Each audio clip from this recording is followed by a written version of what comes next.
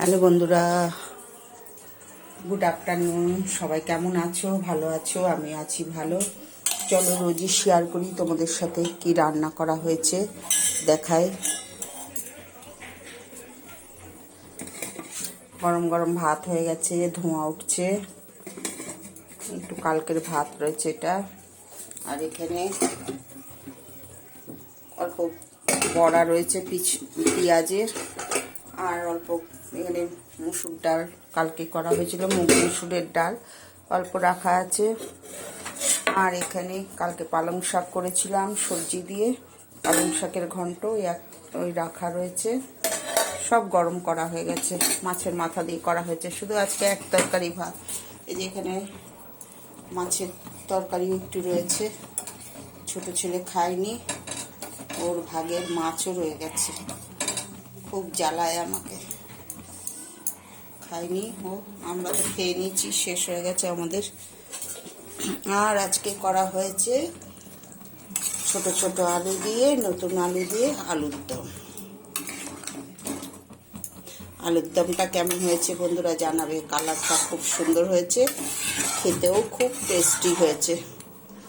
এখানে একটু চালমগজ, একটু পোস্ত আর কাজু দিয়ে পেস্ট করা হয়েছে, তারপরে দিয়েছি আলুর দমে। দারুণ হয়েছে খেতে আলুর দমটা। একটু ছোট চামচে করে চেখে দেখেছি, এই আর কি। নুনটা তো দেখতেই হয়, চেখে কম বেশি হয়, সেই জন্য চেখে দেখতে হয়। আচ্ছা, আজকে এই ভিডিও বানালাম তোমাদের কাছে ছোট করে। আজ এক তরকারি ভাতই হয়েছে বন্ধুরা। চলো আরেকবার দেখিয়ে দিই। গরম গরম ভাত, ধোঁয়া উঠছে। এখানে আছে পালং শাকের তরকারি, এখানে ঘন্ট মাছের মাথা দিয়ে। এখানে অল্প পকোড়াও রয়েছে পেঁয়াজের। আর এখানে অল্প ডালও আছে, মুসুরের ডাল, সব গরম করেছি। আর এখানে একটু মাছের ঝোল, এটা গরমে বসিয়েছি। আর এখানে করেছি আলুর দম। ঠিক আছে বন্ধুরা, সবাই ভালো থেকো, সুস্থ থেকো। Good afternoon.